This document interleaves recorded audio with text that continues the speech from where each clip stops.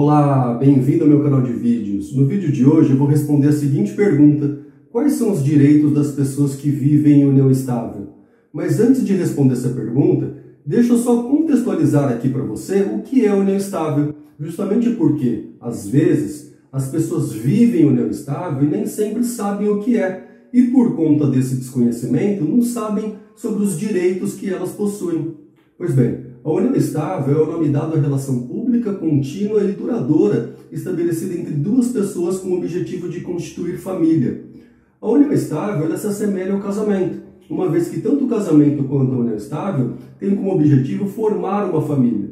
No entanto, a principal diferença entre eles é que o casamento exige um processo de habilitação, celebração e a prova é a certidão do registro de casamento, enquanto a união estável não exige essa formalidade.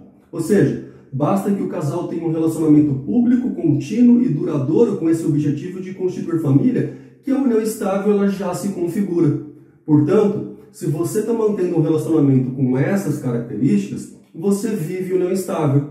E as pessoas que vivem união estável, elas têm inúmeros direitos. Nesse vídeo eu listei 7 direitos que toda pessoa que vive união estável deveria saber. Vamos começar? O casal tem direito de formalizar a união estável. É muito comum as pessoas que vivem união estável relatarem dificuldades no reconhecimento de certos direitos na hipótese de dissolução da união ou falecimento de um dos conviventes. Portanto, por conta dessa situação, tem sido muito comum o casal registrar a união estável para evitar qualquer constrangimento ou violação de direitos numa eventual dissolução da união ou falecimento do parceiro. E esse registro ele pode ser feito basicamente por meio de uma escritura pública ou contrato particular.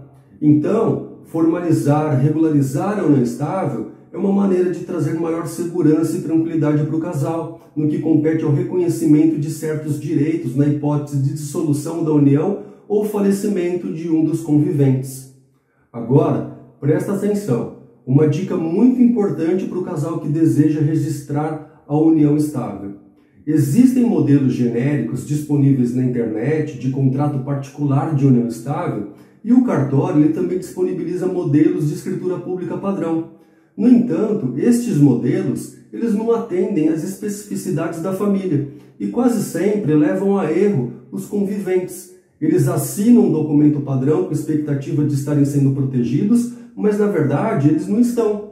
Daí a importância de contratar um advogado especializado em direito de família para analisar o caso concreto e, a partir daí, orientar o casal a redigir as cláusulas do contrato ou da minuta de escritura pública de união estável. Gente, ao ter que tomar grandes decisões na vida, por certo, você quer ter a melhor opção disponível para você. Daí que a escolha do advogado para essa finalidade é muito importante. O casal tem direito de escolher o regime de bens que vigerá durante a união estável. Regime de bens é um conjunto de regras estabelecidas sobre os patrimônios das pessoas que querem formar uma entidade familiar. A escolha do regime de bens é muito importante porque é a partir dessa escolha que se estabelecerão os direitos do casal na hipótese de dissolução da união estável ou no caso de inventário por conta do falecimento de um dos companheiros. Na união estável, a regra é o regime de comunhão parcial de bens. Isso quer dizer, em resumo, de uma maneira muito simplificada, que no caso de dissolução da união estável, pressupõe que a partilha dos bens adquiridos durante a união será dividida em 50% para cada um, independentemente se uma pessoa contribuiu mais que a outra, justamente porque nesse regime de bens presume-se o esforço comum para a aquisição dos bens. Já no caso do inventário, o companheiro sobrevivente ele terá direito à meação dos bens adquiridos durante a união. E, na hipótese do companheiro falecido possuir bens particulares, o companheiro sobrevivente será herdeiro em conjunto com os demais herdeiros legítimos, se houver. Além do regime de comunhão parcial de bens, a legislação brasileira ela predefiniu outros 3 tipos de regimes de bens, que são o regime de comunhão total de bens, o regime de separação total de bens e o regime de participação final dos aquestos.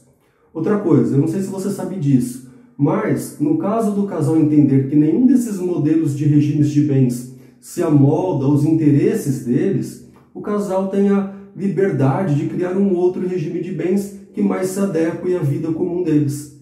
Por conta da união estável ser regida pela situação fática, na hipótese do casal optar que essa união seja regida por qualquer regime de bens diverso do regime de comunhão parcial de bens, obrigatoriamente o casal precisa registrar a união por meio de um contrato ou uma escritura pública.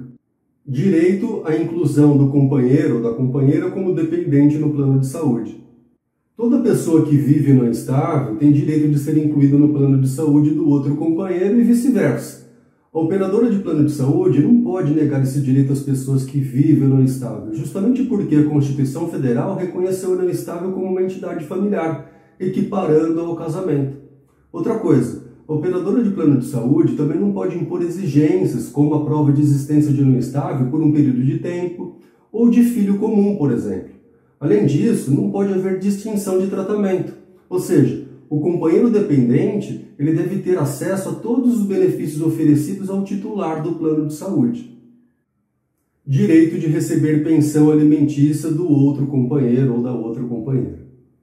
Pensão alimentícia é uma modalidade de assistência imposta pela lei fundada na relação de parentesco ou na obrigação de alimentar do devedor. Por essa razão, tanto o companheiro quanto a companheira, eles podem requerer pensão alimentícia quando demonstrado que um deles, no momento da dissolução da união estável, não dispõe de reais condições de reinserção no mercado de trabalho para readquirir a sua autonomia financeira e, com isso, prover o seu próprio sustento. No Brasil, a maioria esmagadora dos casos de pedido de pensão alimentícia são pedidos realizados por mulheres que muitas vezes abandonaram o emprego para cuidar do lar, do companheiro ou dos filhos menores e, sobrevindo à dissolução da união, elas não possuem condições de proverem o próprio sustento. De todo modo, independentemente de ser a mulher ou o homem que pleiteia a pensão alimentícia para si, a finalidade da pensão alimentícia é de caráter assistencial e por um período de tempo, persistindo apenas pelo prazo necessário e suficiente ao soerguimento do ex-companheiro com a sua reinserção no mercado de trabalho para que ele consiga prover o seu próprio sustento. Excepcionalmente, a pensão alimentícia ela pode ser vitalícia, ou seja, o alimentante será obrigado a pagar uma pensão alimentícia para a alimentanda para sempre. E isso ocorre quando se apura no processo de fixação de pensão alimentícia que a alimentanda possui idade avançada ou doença grave que dificulte ou a impeça de trabalhar para se sustentar. Direito à partilha de bens na dissolução da união estável ou no inventário. A Constituição Federal reconheceu a união estável como uma entidade familiar, equiparando-a, de certo modo, ao casamento. Nesse sentido, hoje em dia, tanto na dissolução da união estável como no caso de inventário, o companheiro sobrevivente ele possui os mesmos direitos que o cônjuge sobrevivente. Na prática, isso quer dizer que não existe mais distinção entre uma pessoa que vive em união estável e uma pessoa casada no momento de divisão dos bens. Companheiro, companheira sobrevivente tem direito a receber pensão por morte. A pensão por morte consiste em um benefício previdenciário continuado e compensatório destinado a atender ou pelo menos minimizar as necessidades básicas dos dependentes vivos do segurado, para lhes garantir a subsistência. Portanto, em caso de falecimento de pessoa aposentada, pensionista civil ou militar, certas pessoas que dependiam financeiramente do segurado têm direito ao benefício por morte. E dentre os beneficiários, para fins de recebimento de pensão por morte, estão o companheiro sobrevivente e também, em alguns casos, o ex-companheiro ou a ex-companheira, desde que o falecido lhe prestasse pensão alimentícia na data do óbito.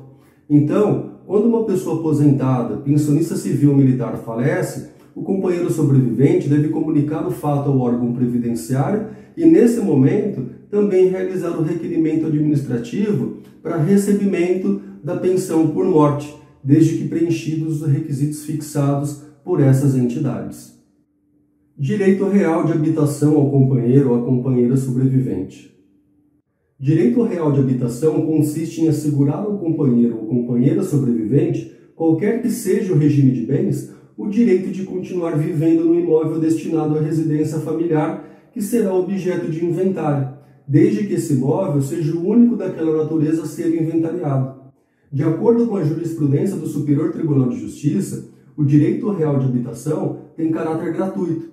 Isso significa que, durante a vigência desse direito, os herdeiros eles não poderão exigir aluguel do companheiro ou da companheira sobrevivente pelo uso do bem, nem extinção do condomínio ou a venda do imóvel. Portanto, segundo o entendimento jurisprudencial sobre o direito real de habitação, a finalidade da lei é garantir ao convivente sobrevivente que ele permaneça no local em que ele residia antes com a sua família, garantindo desse modo a manutenção de um lar digno a essa pessoa. É isso, gente. Obrigado por ter me acompanhado até aqui. Curta o vídeo, comente, compartilhe e até a próxima.